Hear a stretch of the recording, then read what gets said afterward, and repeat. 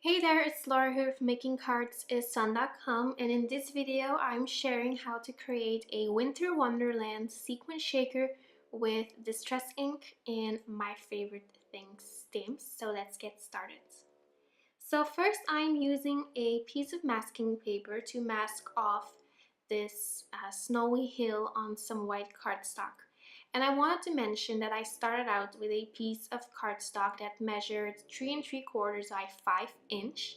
I actually am going to switch up this size later in the video. So I'm just showing you how I did the ink blending since I did the same on this piece of cardstock. But I was originally going to do something different for this project, and then I decided I wanted to make a sequin shaker, so I had to use a standard A2 panel. So I just wanted to mention that so you don't get confused. So first I started blending my darkest color, which is Faded Jeans, and then I am using my mid-tone. This color is called Broken China. It's just a lovely color, and I'm going to use that to blend out the darkest color. And then finally I'm using my lightest color, which is called Tumbled Glass, and it's just a really soft and light blue color, and it works extremely well with this Broken China. So it's just a great ink to blend out these darkest blue colors. So I wanted to add some intensity, so I'm just going back in with all of my colors, and I am repeating the same steps over and over again until I'm fully satisfied with the end result. So I'm using Faded Jeans again, then Broken China for the mid-tone color, and then finally Tumbled Glass for my lightest shade of blue.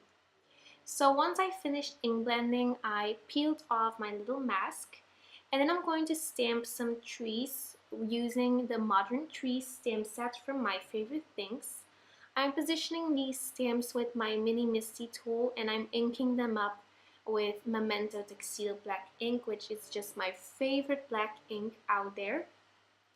So I ended up stamping 3 little trees, and I like to clean my stamps with a chamois. It works just really well. I actually am using a chamois these days instead of baby wipes just because it works even better. So and then finally I'm stamping the 3rd little tree, and then this winter scene is completely finished. So again, remember that I am going to end up using an A2 sized panel instead of this small one that you just saw me creating. So I stamped 3 adorable bears from the Bitty Bear stamp set from My Favorite Things onto some Simon's Stamp ultra heavyweight cardstock with Memento Tuxedo black ink, and I'm going to color these images. So for the Santa hat, I'm using R29, R24, and R22, and I'm working from the darkest color to the lightest color. Then for these bears, I'm using N2, N1, and NO, and I'm starting out with my darkest color. So I'm using N2 first, and I use this feathering motion with my Copic marker. This technique is called feathering, and it's just a really fun technique to add some fuzziness to adorable critters like these. So after using the N2 marker, I switched to my mid-tone, which was N1, and then I blended everything together with the NO marker. So I wanted one bear to be a little bit darker than the others, so I'm using just a couple of shades darker. I'm using N4, N2, and N1, and I am using or doing the same technique that I used for, or that I did for my lightest little bear. I like to repeat that coloring process about 3 times until I'm fully satisfied with the blending. Then for this green scarf, I'm using YG17, YG25, and YG23. And the YG25 and the YG23 actually were a little bit too similar, so I added another darker shade and I used YG67 for that. And then you're just going to see more of a difference between these 3 green shades. Then I'm using the coordinating dies from the Bitty Bears set from My Favorite Things, and I'm going to run these through my Spellbinders Platinum 6 die cutting machine. After die cutting these images, I adhered my A2 blended panel onto a standard size note card with my ATG by Scotch. So this isn't the background that you saw me making, this is actually larger, but I did the exact same thing. So then I die cut a rectangle window using the pierced rectangles die cut set from Spellbinders, and I die cut that out of some Icy Mint cardstock from Basil. And then I'm going to adhere a piece of acetate on there, so or since I'll be creating a sequin shaker. I like to use fun foam when I create a sequin shaker, so I'm cutting some strips of fun foam with my tonic guillotine paper trimmer, and then it's time to adhere these on. So I like to just eyeball the size of these foam strips, and then I cut that with my scissors, and I adhere all of the strips with Tumbled Mono multi-glue. I like to use fun foam since it's not sticky, since you have to use adhesive yourself.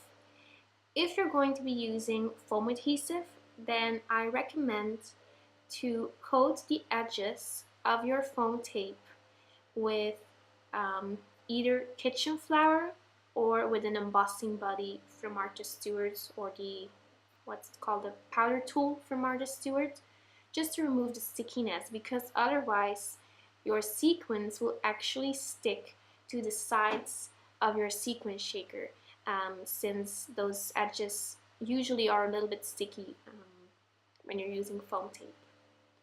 So before I'm going to close my sequin shaker, I'm adhering a couple of 4mm sequins onto these trees because I wanted them to look like Christmas trees, so the little sequins are my ornaments. And I'm adhering them with glossy accents and with my EK Success tweezers. Then I'm filling up my sequin shaker with various sequins. I'm using some little stars, I'm using two types of beads, and I'm also using just some clear sequins.